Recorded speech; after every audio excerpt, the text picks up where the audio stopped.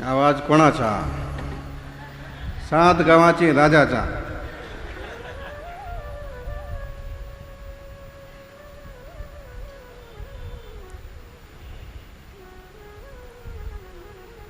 अंकलीकरांनो, तुमचे मोठे सौभाग्य आहे. तुमच्या गावात या जगातले सर्वात मोठे आचार्यांचा जन्म झाला. आचार्य आदिसागर अंकलीकर महाराज. त्यांची विशिष्ट मुनि परंपरा और बुंदेलखंड के लोग तो भाग्यशाली हैं.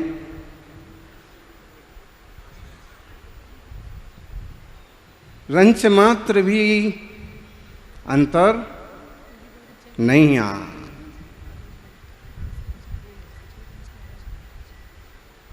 जिते वर्णी जी जैसे शिक्षा शास्त्रियों को जमन भाव होता है कि लोग कम भाग्य वाले कैसे हो सकते हैं.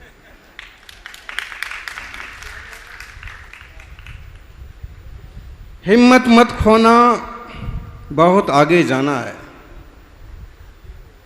हिम्मत मत खोना, बहुत आगे जाना है. जिसने कहा था तेरा बस का कुछ नहीं, उनको भी करके दिखाना है. जिनने कहा था, वर्णी संस्थान विकास सभा के अनेक विद्वान उपस्थित हैं. शुरू में इनको भी कहा था कि तुम्हारे बस का कुछ नहीं है, कुछ नहीं होगा. लेकिन जब विद्वान एकत्रित हुए तो उन्होंने वर्णी जी की भूमि पर एक सुंदर सा स्मारक बनाया है और उनकी कुछ संस्थाओं को जीवंत करने की फिर से कोशिश की है.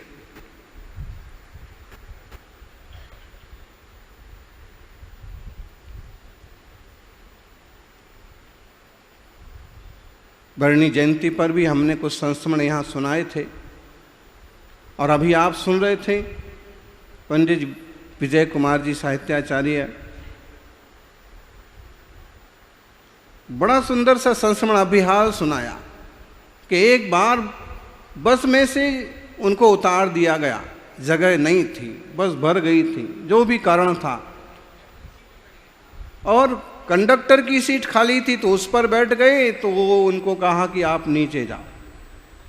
जब वो शादी अवस्था में थे, 7 प्रतिमाधारी होंगे, और उनको बस से नीचे उतार दिया. बस से नीचे उतरते ही उन्होंने संकल्प कर लिया कि आज से मैं कभी किसी भी गाड़ी में नहीं बैठूंगा.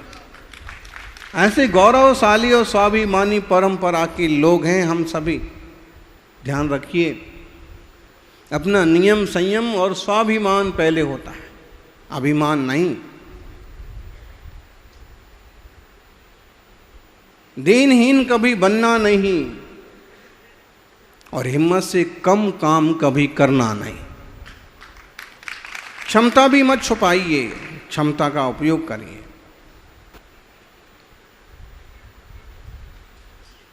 गणेश वर्णी अपने जमाने के बहुत बड़े शिक्षाविद थे. बाद में संत बने, क्षुल्लक बने और अंतिम 3 दिनों में मुनि भी बने. वो इतने बड़े महान साधक थे कि बुंदेलखंड के गांधी के रूप में पहचाने जाते थे. स्वतंत्रता संग्राम में भी उनकी भूमिका थी.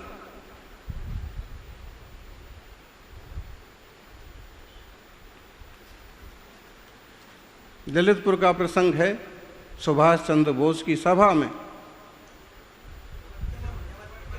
जबलपुर का प्रसंग है कि बोस की सभा में उन्हें भी सम्मान के साथ बुलाया गया. वो भी पहुँचे, क्षुल्लक जी, देश की बात है.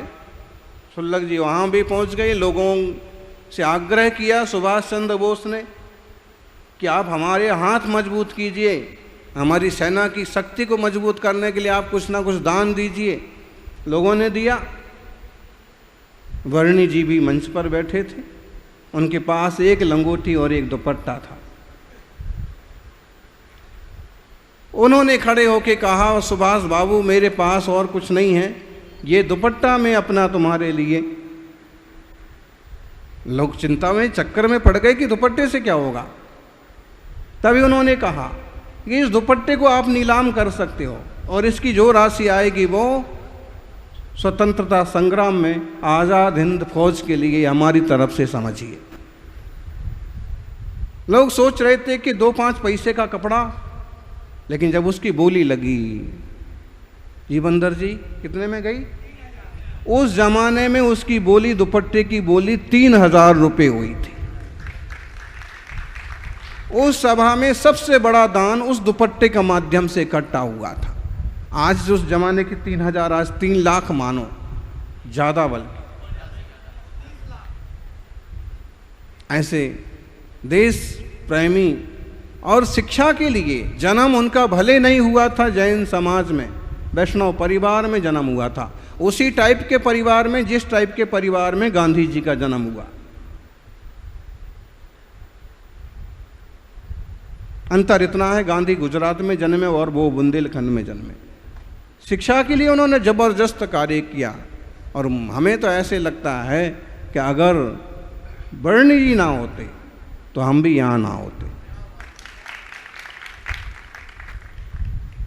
क्योंकि जब तक उस तरह की शिक्षा का माहौल ना होता और वैसा महाविद्यालय, गणेश वर्णी संस्कृत विद्यालय, मोराजी जैसा विद्यालय, शादबाद संस्कृत जैसा विद्यालय, जहाँ से अनेक विद्वान तैयार हुए, आज मन हो रहा है कि उनके लिए अपन कुछ बोलें।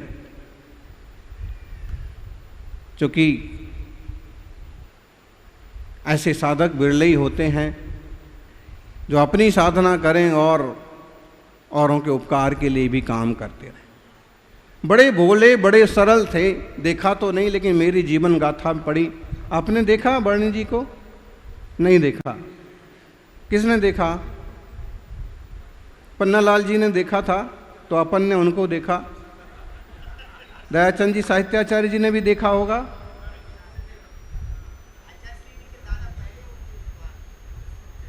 अच्छा, तो जो भी है। और मनीष विद्यार्थी कौन है? आप कहाँ से हैं? शायगढ़ से, ठीक। हाँ, बैठो। ऐसे ही नरेंद्र विद्यार्थी भी थे, वो छतरपुर से थे, वो विधायक तक बने थे और वो भी आते थे विद्यालय में, तो उनसे भी सुनने को मिलता था, वो डायरेक्ट से। तो ऐसे वो अपने ज़माने के बहुत बड़े साधक भी थे और देश और समाज में प्रसिद्ध भी थे। पहले राष्ट्रपति राजेंद्र प्रसाद जी से उनकी लंबी मुलाकात हुई थी दिल्ली में, और तब उन्होंने, राजेंद्र प्रसाद जी ने कहा कि वर्णी जी आप जिस मार्ग पर चल रहे हैं उसी सत्य अहिंसा के मार्ग से तो देश स्वतंत्र हुआ। तो वर्णी जी ने तुरंत राजेंद्र बाबू को कहा कि बाबूजी, देश के संविधान में भी अहिंसा को शामिल होना चाहिए। देश में ऐसे नियम होना चाहिए जो अहिंसा से प्रेरित हों। सौभाग्यशालियों, एक बहुत बड़े दार्शनिक विचारक, देश के लिए समर्पित साधक हुए विनोबा भावे। विनोबा भावे को कई लोग गांधी जी के समान समझते हैं और भूदान आंदोलन, भूदान यज्ञ में उनकी बहुत बड़ी भूमिका रही, समाज को समतल बनाने में उनकी बहुत बड़ी भूमिका रही। वो भी वर्णी जी के प्रति बहुत आत्मीयता रखते थे।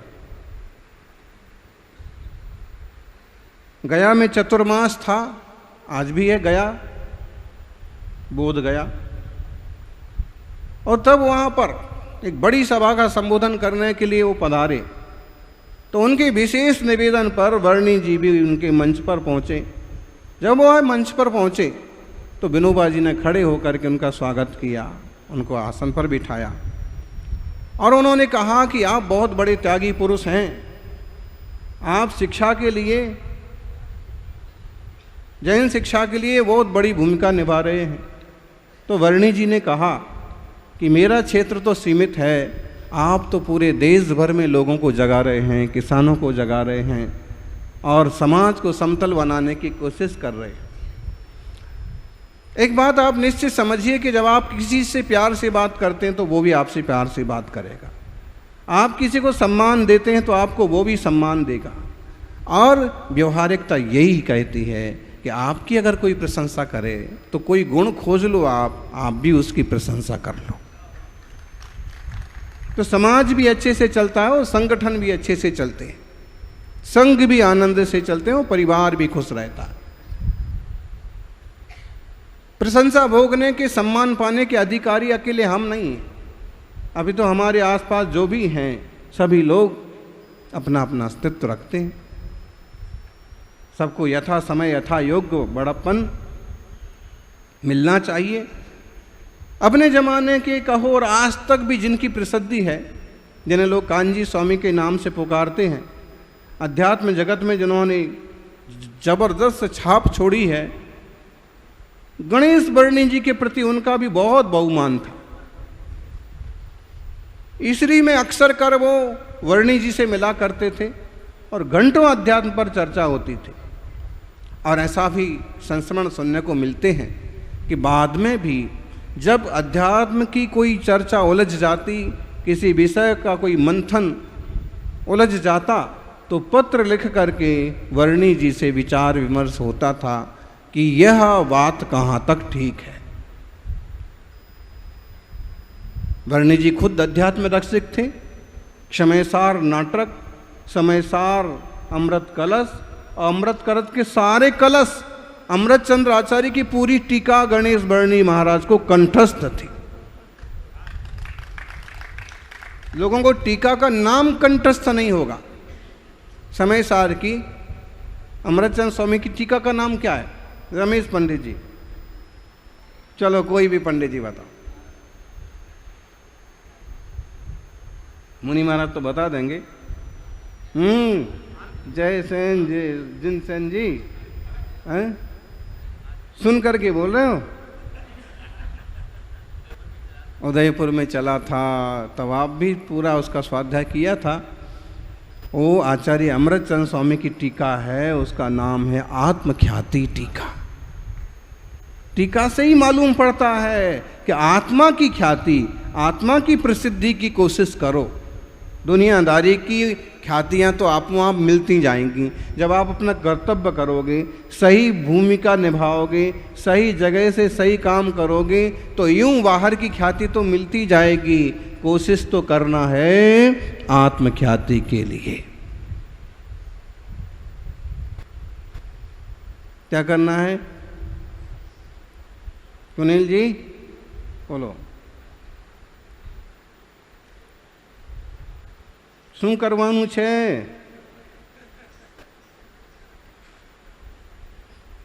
बाबूजी, इसमें बहुत सारे ऐसे विद्वान हैं जिनके साथ साथ हमको पढ़ने का अवसर मिला।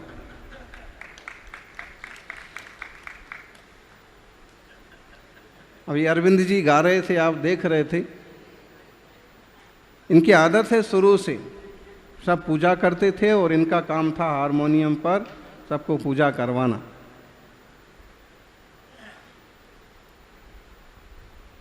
ये चंद्रेश जी शुरू से ऐसे ही आगे होकर के मंच संभालने का काम करते थे। तो निश्चित रूप से वो धर्म के, वो वर्णी जी के संस्कार कहीं जाते नहीं हैं। सुनिए, समझिए, एक शिक्षा महर्षि जब ठान लेता है तो एक गांव की नहीं, एक शहर की नहीं, पूरे प्रांत की, देश की तबीयत बदल के रख देता है। माहौल बदला। एक जमाना वो था कि तत्वार्थ सूत्र पढ़ने के लिए लोग ढूंढना पड़ते थे। आज घर भर में धर्म और तत्व को जानने वाले विद्वान हैं। साहू शांति प्रसाद जी अपने जमाने के बहुत बड़े मुखिया, जैसे आज बाबूजी का गुजरात में सिक्का चलता है, चले छे ने, वैसे उनका देश में सिक्का चलता था और धर्म के प्रति समर्पित भी थे। गणेश प्रसाद वर्णी जी से भी उनका बहुत निकट का संबंध था और बहुत बार चर्चा होती थी। और इस तरह की अध्यात्म पर चर्चा आ जाती थी कि वो धनवान को इस तरह से संबोधित करते कि धन ही सब कुछ नहीं है, अध्यात्म सब कुछ है, आत्मज्ञान सब कुछ है। धन तो जीवन जीने के लिए चाहिए, लेकिन आत्म कल्याण के लिए धन से आगे की दशा पर विचार करना चाहिए। बार बार उनसे प्रेरित होकर के साहू जी ने ज्ञानपीठ की स्थापना की, रमा जी ने उनका बराबर साथ निभाया, और आज भी ज्ञानपीठ दिल्ली में वो संस्था है जहाँ से छपे सुंदर शास्त्र पूरे देश में जाते हैं, जिनवाणी का प्रचार प्रसार होता है। दिल्ली चतुर्मास के बाद हमको वहाँ जाने का मौका मिला, साहू अखिलेश जी वगैरह मिले, और देखा कि किस ढंग से जिनवाणी का सम्मान पूर्वक वहाँ पर मुद्रण, प्रकाशन, और ऐसे ही ना चला जाए, कोई फिजूल में ना ले जाए, इसलिए उसके एक व्यवस्था। वर्णी जी ने ढेर सारे लोगों को प्रभावित किया है। बौद्ध धर्म के एक भिक्षु जगदीश कश्यप हुए, जो काशी विश्वविद्यालय में प्रोफेसर थे। पंडित स्वराज प्रसाद त्रिवेदी, डॉक्टर वासुदेव शरण अग्रवाल एक बहुत बड़े साहित्यकार हुए। जैन संस्कृति के 4 अध्याय जैसे निबंध किताबें उन्होंने लिखी, संस्कृति के 4 अध्याय है। और इसी तरह से नेहरू जी के पिताजी मोतीलाल नेहरू, उनसे भी उनकी मुलाकात हुई, और उनके साथ का उनका जबरदस्त प्रसंग है। शायद काशी विश्वविद्यालय, हाँ, काशी जो आजकल हिंदू यूनिवर्सिटी कहलाती है ना, यही नाम है पूरा, BHU, बनारस हिंदू यूनिवर्सिटी। जब उसकी स्थापना हुई, पंडित मोतीलाल नेहरू और मदन मोहन लाल शास्त्री, ये उसमें मालवी, हाँ, मदन मोहन लाल मालवी, हाँ, और लाल बहादुर शास्त्री तो काफ़ी बाद में, उनके बाद में हुए। तो ये लोग उसकी स्थापना में थे, और उस समय विषयों का निर्धारण हो रहा था। तो लोग अपने अपने कि ये विभाग भी हो, ये विभाग भी हो। तो गणेश वर्णी जी को अंदाज लगा, तो वो भी कि ये विभाग तैयार हो रहा है और इसमें अमुक अमुक शास्त्र रखे जा चुके हैं। तो वो भी कुछ न्याय की और परीक्षा मुख जैसी पुस्तकें, न्यायदीप का जैसे ग्रंथ लेके गए कि जब आप दर्शन और साहित्य और सब विभाग रख रहे हैं तो उसमें एक किताबें भी शामिल करें।